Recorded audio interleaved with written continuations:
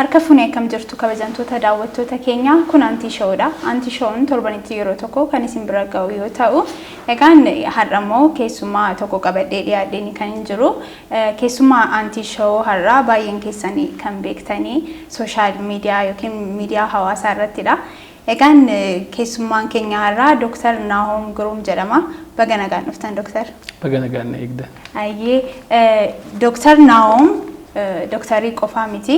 Egaa baay'een keessan akkuma beektanii gaazexeessaa ispoortii yookaan xiinxalaa ispoortii dhalleeti. Kan biraan immoo itti dabalataan miidiyaa hawaasaa irratti namoota dhiibbaa uuman keessaa ati isa tokkodha. Egaa Dr. Naahom abbaa ogummaa baay'ee yoon jedhee si ibsa jedhee yaada. Ogummaa dhamee waamama taanaan. Egaan sooshaal miidiyaa keerratti illee miidiyaa hawaasaa kana irratti yeroo baay'ee egaa namoonni isumaan si baran jedhee yaada. Dr. Naahom sooshaal miidiyaa irratti yookiin miidiyaa hawaasaa irratti yeroo hedduu ragada isaatiin kan inni beekamu. Akkasumas immoo gama fayyaatiin immoo departimentii dhala dhabuu irratti illee yeroo dhiyoo hojii kan eegalte hin jira. Sun egaa gama fayyaatiin fayyaa irratti guutummaa guutuutti yeroo kee kennitee fi kan irratti hojjettudha fayyaan jechuudha. Akkasumas immoo gam tokkoon immoo sooshaal miidiyaan yeroo kee kan barbaadudha. Sunillee hordoftoota keessanaa waan haaraa yeroo yerootti dhiyeessuu fi qabda. Sana lamaan Dr. Naahom akkamittiidha kan inni wal bukkee adeemsisee hojjechaa jiru? Tole egaa akkuma ati jette ani hojiin koo idilee ogeessa fayyaati. Hospitaala Phaawulos kan inni hojjedhu departimentii dhala dhabuu irratti kan inni amma dalagaa jiru. Almost yeroo koo guutuu achumatti kan inni dabarsu garuu miidiyaan hawaasaa mainstream miidiyaa irraa kan adda isa baasu akkuma ati beektu amma fakkeenyaaf Facebook irratti barreeffama tokko post gochuudhaaf sakandii 30 daqiiqaa tokko fa'aa fudhachuu danda'a. Yookaan immoo TikTokii wayii waraabuudha. TikTokiin viidiyoo gaafa waraabdu sakandii muraasaa yoo baay'ate daqiiqaa tokko daqiiqaa lama yaa namni isuma ilaalite yeroo baay'ee namni sa'aatii kan hin qabu fa'aa kan itti fakkaatu yookaan immoo hojiin idilee dhiisee gara sooshaal miidiyaa kana waan hin baay'isaa jiru kan itti fakkaatu. Viidiyoo yeroo waraabu yeroo baay'ee sagantaa wayii cidha ta'uu danda'a, sagantaa maatii, sagantaa hiriyaa, sagantaa baay'een jiraachuu danda'a. Hojiin irratti illee ni waraabda guyyaa tokko. Waraabaa viidiyoo san waraabee guyyaatti viidiyoo 5-4 waraabee namoonni yeroo tokko gurbaan kun uffatan jijjiiruu haga jedhanitti. In kaa'atta jechuudha waraabdee yeroo biraa. Waraabeen kaa'aa yeroodhaan poost godha. Garuu hojiin koo isa idileetiin walitti hin buune. Hakimiin biizii akka ta'e hin beekama. Haa ta'uti garuu ani hospitaala keenya keessatti leekcharaadha. Barsiisaa fayyaatii akkasumas hakima waliigalaa waan hin ta'eef jara kaanirra yeroo hin qaba. Gaafa fayyaa barattu rezidansii kan jedhamu jira warri ispeeshaalitii baratan yookaan ammoo ispeeshaalitii durayyuu otoo hin eebbifamin durayyuu intarnshippii meedikaal barataa fayyaa fa'aa gaafa taatu humnaa ol biizii ta'uu dandeessa. Garuu akka koommoo GP jedhama, General Practitioner jedhamna. Kan akka koo gaafa taatu relatively yeroo ni qabaatta yeroo muraasa wayii ni qabaata. Biyya keenya keessatti immoo kan barame barataan fayyaa yeroo isaanii baay'ee barumsa irratti, dubbisa irratti yeroo waan dabarsanii fi yeroo hedduu namatti madaqoo miti. Ati immoo faallaa sanaati. Hedduu namoonni si dinqisiifatu karaa kana. Kan biraan sooshaal miidiyaa irratti ragada qofa miti kan ittiin beekamtu darbitee illee namootaaf odeeffannoo gama fayyaatiin ni laatta. Gara TikTokii keetii anillee hordoftuu keetii. Follow baakii si godha. Naan deebisnee si komadheera. Sanaaf gara hordoftoota 250 oliidha yoo dogoggoruu baadhee kanatti qabdu. Egaa isaan yeroo yerootti waan haaraadha kan isaan sirraa barbaadanii namni immoo kan inni si hordofu hojii kee yeroo jaallatudha. Egaa barumsatti kennituuf kunillee itti tolee akkasumas ragadi kee itti toleetti kan isaan si hordofaa jiranii gara fuulduraatti immoo kanumaan itti fuftamoo waan haaraa fiddee fi dhufte hordoftoota keef. Namni kamiyyuu yeroo waliin deemuu qaba jedheeti kan inni yaadu. Amma fakkeenyaaf waggaa 2 dura ani gaafa inni TikTokii fa'aa banadhu TikTokii irratti yoo ni sirbuu fa'aa eegaluu yookaan sagantaawwan iddoo garaagaraa irratti harmee kofaa waraabee gadhiisu namoonni na barsiisanii natti dheekkamaa turan muraasni isaanii hojiidhuma kee irratti fookas godhii waan kun yoo sitti hafee wayyuu naan jechaa turan waggaa 2-3 dura namni akkas naan jedhe namni baay'ee kabaju ji'a 2 dura naa bilbilee TikTokiin akkamitti banama kottu naa banimi naan jedhe. Maaliif jennaan yeroo waliin deemu waan barbaadeef amma namni suni hospitaala dhuunfaa qaba. Kanaaf waan hojjetu kana uummatatti beeksisuu barbaada hojii isaa kana namoonni immoo fayyaa irratti wanta hundayyuu kan caalu dursanii otoo namni dhukkubsatiin barsiisuu waan ta'eef barsiisuu barbaadee garuu akkamitti akka vaayiraalii ta'u viidiyoon isaa hin barre waan kana. Kanaaf yeroon kuni kana gaafataa jechuudha. Kanaaf miidiyaa hawaasaa irratti miidiyaa hawaasaa irratti yeroo dabarsuun kuni namoota na hordofanis bashannansiisuuf ifis waan irraa fayyadamu hojjechuun kuni I think ittuma fufa jedhee yaada. Dabalataan immoo akkuma ati jette viidiyoon koo waan baay'ee of keessaa qaba. Garuu gaafa TikTokii koo seentu sirbi jira, raganni jira, health education jira, barumsi fayyaa jedhin filatta achuma gubbaadha. Barumsa fayyaa barbaaddataan iddoo barumsa fayyaa tuqxee kaniin viidiyoowwan muraasa waraabee ilaaluu dandeessaa. Ragada taanam yookaan kan godhe yookaan kan armee gootiitti kan namoota baay'ee TikTokiin akkas filannoo qaba. Kanaaf isaanii kan yeroo baay'ee na dinqu garuu barumsa fayyaa viidiyoowwan barumsa fayyaa baay'ee waraabeera. Carraan viidiyoowwan kun vaayiraalii ta'uu isaanii baay'ee xiqqaadha. Namni baay'een hin ilaalu maksimam viidiyoo kun nama 300 fa'aadha kan ilaale viidiyoo barumsa fayyaa. Akka caalaa ragada kee jaallatu garuu ragada fa'aa viidiyoo iddoo sagantaa garaagaraa irratti waraabee viidiyoowwan akkana gara viyuu miiliyoona 2 ol qaban iyyuu jiru. Kanaaf namni barumsaan fayyaa ani kennu caalaa waan sana jaalataa jechuudha. Harka caalaayyuu TikTok irratti kan itti beekamtu karaa barumsa fayyaa kennu keessanaan osoo hin taane gama ragada keetiin afaan Oromoo kana sirriitti irra caalaa garuu kan hin arge warra gara Guraagee kanas achis turteetta moo akkamitti barteetti ragada isaanii? Iddoon itti guddadhe walitti dhiyoodha. Isaan irraan biratti hiriyaan koo tokko immoo jira nama naannoo Guraagee miti garuu sadeen soddoo kan jedhaman jiru. Nama achiiti baay'ee danda'a isatu na barsiise.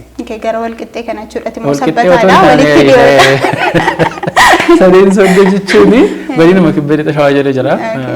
Warruma tuulamaatii kanaaf isaan warraan baradhe garuu sirbi isaanii addaadha. Kan Guraageeffaa kana immoo sirriitti beeka wanti isaan na barsiise. Isa kam caalaan beekattee yaaddata ofii kee kan namoonni yaada sii kennan osoo hin taane atumti? An dhugaa dubbachuudhaaf kamiyyuu sirriitti nan danda'a jedhee yaadu. Kan durallee haasa'ee beekaa waan kun ragaduun koo Guraageeffa sirbu waan biraas sirbuun koo kuni hakima ta'ee waan hin sirbeefi malee waan addaa miti. Biyya keenya keessatti baay'ee baratamaa miti. Baay'ee kan baratamaa miti. Namoonni na caalaa danda'an hedduutu jiru. Keerogiraafaroota otoo hin taane namoonni karaarra nama naannoon guddadheetti amma Bachoo jedhama. Bachootti nama 10 waamtee otoo ragadaa jetteeni namni 9 na caalaa waan danda'u natti fakkaata. Inni kan koo kuni namoonni waan irra deddeebi'anii kan ilaalaniif hakima ta'ee akkamitti akkas hojjeta jedhanii natti fakkaata. Hundayyuu nan danda'a jedhee yaadu garuu hundi caalaa yoo filadhu jettee I think sirba Guraageeffaa baay'een danda'a jedhee yaada. Egaan gama biraatiin immoo amma kaastee turte yeroo hedduu sooshaal miidiyaa irratti kan maxxansu yoon ofii ragaduu dhiise harmee koollee nan maxxansatteetta. Harmeen keessi caalaadha kan isaan ragadanii gamanumaanii nan dinqisiifadhaan akkatti naannitu. Egaan ati harmee kee wajjin hariiroo guddaa akkati qabdudha yeroo hedduu barreeffamoota keenyaallee kanneen hubachuu danda'e jechuudha. Jechoota isheen mana keessatti akkasumas naannoo keessatti fayyadamtu tokko tokko maxxansita fuula feesbuukii kee irratti illee sun namoota hedduu biratti jaallatamummaa qaba. Harmeen kee qoosaa kana baay'ee jaallatti haa ta'u sumatu jecha ishee gara qoosaatti jijjiiraa ta'u mee qoosaa harmee kee keessaa kanati hin daganne yoomiyyuu yeroo yaadattu kan si bashannansiisu tokko nuuf himtaa? Tole. Akkuma ati jette waa'ee harmee koo baay'een poost godha ture. Ispeeshaal amma dhiise malee waggaa 2 dura immoo feesbuukii irratti irra deddeebi'een poost godha ture. Isheen qoosaa miti kan haasoftu. Normaalii siireesii mataatee haasofti garuu. Wanta taphaa waan nama kofalchiisu waan natti fakkaateef bishaan adnu laata dura. Tole. Anti shoo'edha. Magana gaanofte irra deebiin. Bishaan keessan Amma tuffuu dandeessaa baay'ee galatoomaa. Deddeebinee dhugna. Hin danda'ama. Harmeen koo yeroo meedisinii waggaa 3ffaa baradhu waggaa 3ffaa fi 4ffaa yoon baradhu iddoon itti dhaladhe egaa yeroo sana medical school galuun koo hin beekama. Takka galtee jennaan doktoreetii barata jedhu akkuma doktoreetti si yaaddu. Yoo biyya galtee yoo biyya galtee namoonni dhukkubsatan fa'aa waa si gaafatu qoricha fidanii dhufu namoota firoottan isaanii yaalirra jiran fa'aa waa'ee isaanii si gaafatu. Amma waggaa sadaffaa yeroon ture kanatti armee kootti namni wayii maal jedheetti himaa dhawaataan baratu fakkeenyaaf ji'a tokko ji'a lama waa'ee onnee yoo baratanii taansan immoo waa'ee sombaa baratu waa'ee sammuu baratu waa'ee miilaa baratu waa'ee harkaa baratu anuma tokkotti waan baratanii dhawaataan baratu jedhee namni itti meera namni wayii itti meera harmee kiyyatti amma maal gooti namni mana dhufa miti maal taate baay'ee jettee gaafatti miilatu na dhukkube jedhuun miilatu na dhukkube gaafa jedhanii hin bilbilti maqaan manaa koo nabsoodha bilbiltee heloo nabsoo naan jette maal barbaadde nagaadhaa jedhee maal barbaadde gaafa jedhuun abbaa Hebeluu miila isaa dhukkubsateera miila bira geechee naan jette miila bira geessee naan jette bilbiltee akkana naan jedhanii rakkoon qabu hundumayyuu nan beekaa na gaafadhu maal barbaadde gaafa jedheen ittiin hima yeroo biraa immoo hin irraanfatti otoo karaarra deemtu maal taatanii ijatu na dhukkube jedhuun qoy na eegaa ittiin bilbilti otoo karaarra deemtu nama ija dhukkubsate gaafa argite heloo nabsoo ija bira geechee naan jette haasaa masheesanatu baay'ee qoosaadha jechuudha haasaa masheetu sireessi taatee qoosaadha guyyaa biraa lammata kanaan jedhee loleenii hin jedhamu kan gaaffiidhuma barbaadde na gaafadhu jennaaniin yoo tamaaruu baatte waan hin beekne akkanatti himtu jedheeni na yaadanii ta'ee isaan yeroo baay'ee akkan ammas nima bilbilte actually natti namantu yeroo baay'ee ofii amma dhukkubsattee doktariitti hin fakkaadhanii natti namantu baay'ee waan itti aantuu fi caasee taateef maybe sitti amanuu dadhabus otoo hin taane Tirabni yeroo baay'ee namoota jajjaboodha jennu miidiyaa irratti arginu namoota maqaan isaanii guddaa sana barbaanna malee iseen waan birati bira jirtuu fi actually waan kana irratti yeroo guyyaa wayinaa bilbilteeti kanan dhukkubee akkana ta'e jettee natti himteet akkamitti natti himaa jirte irra waa'ee ishee akkamitti na amante jedheen osoo natti himaa jirtu hiriyaan keessi bira jiraa naan jette isa gaafachuu fi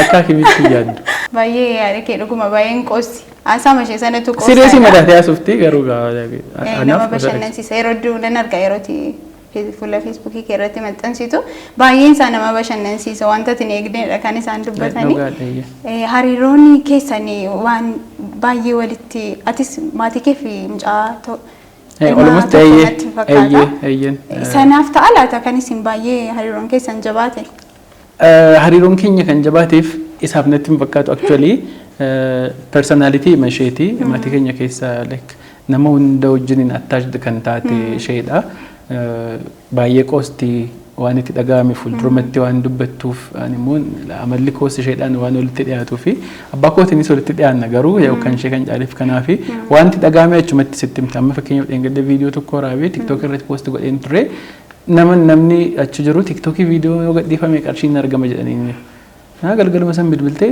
birrii ragada kiyyarraa argachuu harruma galgalan argina itti fayyadamanii kaasirriidha harruma erguu qabdammoo isaan sirriitti baraniiru malee tisukko amma sammuna kana bakka waldolaa jirra birrii koo na ergi gahee isaanii iddoo fi kennii fi of hin lolchiisin maaliif qoosaas ragadas argachuu dhiisuu dandeessa kana booddee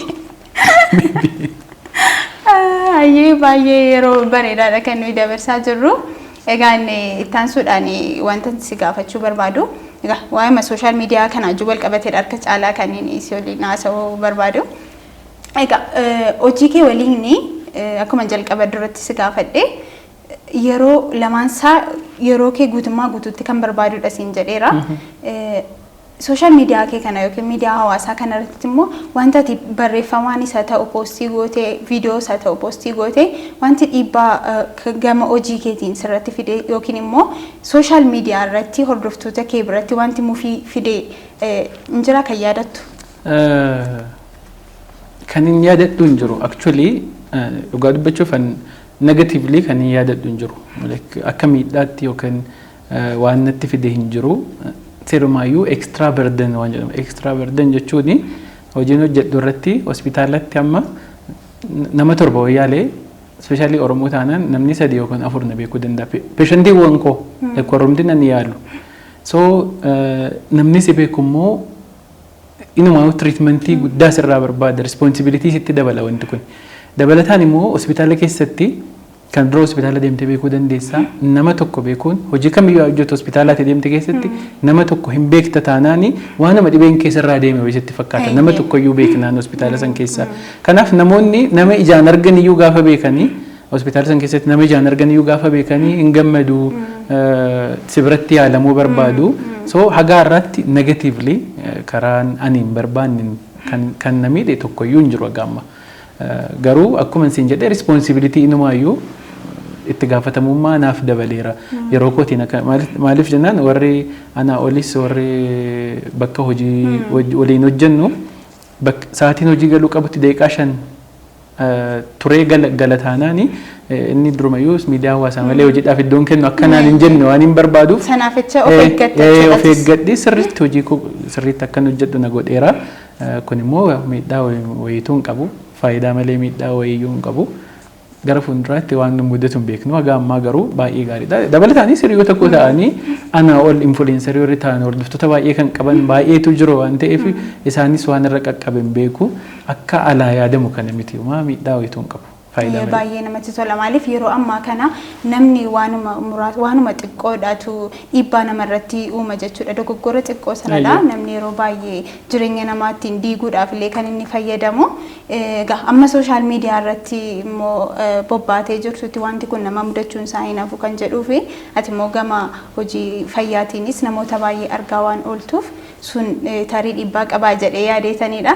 Haga ammaatti hin jiru taanaan baay'ee gaariidha. Kanumaan gara fuulduraatti itti fufi. Gara fuulduraattis faayidaa hedduu qaba. Actually sagantaa keettuu akka hin eerisneef malee torbee lama dura hakimii lama ta'aniiti peeshantii takka ilaalaa turre. Otoo ilaalaa jirru cukkoo baay'een dharra'ee hin jedheen. Isheen nagaa ultrasoundiirra sireerra baatutti anaaf hinnaasaa jirra. Oromoodha hakimiin waliin ture. Cukkoo baay'een dharra'ee hin jedheeni.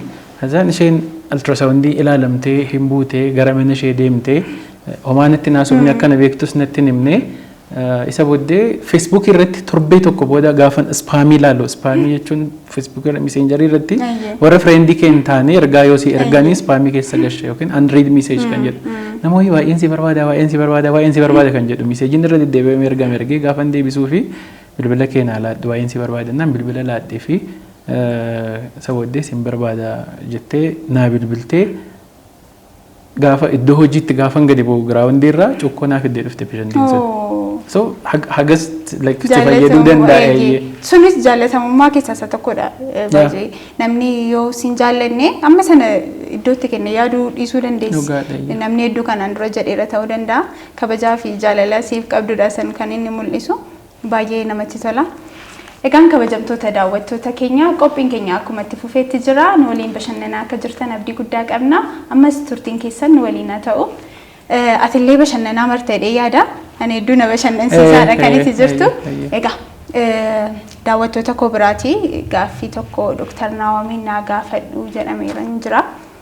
Gaaffii sana deebista ta'ee sitti ulfaata ta'ee illee hin barree dirqama garuu deebisuuni sanaaf of qopheessiteerta. Ogeessi fayyaa gaaffii sodaatu hin qabu. Gaaffii kamiyyuu gaafachuu dandeessaa. Marfeeyyuu nama waraana. Marfeeyyuu nama waraana. Marfeeyyuu kan caalu waan hedduutu jira. Kanaafuu waan sodaannu hin qabnu. Kamiyyuu nan deebisa rakkoo hin qabu. Amma kana ofitti amanamummaan kee guddaadhaan illee nan soraadhe deebisee. Homaan sodaatu. Gaaficha dhageesse laata gama sanaan sitti hin dhufu.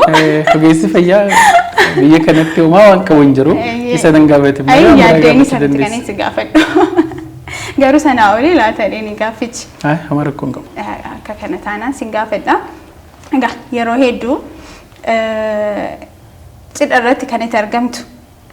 Cidha namoota hedduu torbanii nama jedhamutti kan itti maxxansitu. Maxxansi kee hedduun isaa hiriyoota kee ta'anii maatii ta'anii akkuma kana namoota garaagaraa maxxansita. Irratti illee argamta. Kan Dr. Naahom yoomi? Maaltu? Cidhi. Bishaan itti dhuguu? Anis kanaaf hin guutee sii kaa'e. maal na yaadachiista anti yeroo darbee cidha tokko irratti argamee footoo no cidha irratti otoo hin argamiin footoo warra wal fuudhanii poost godheen ture namoota wal fuudhan.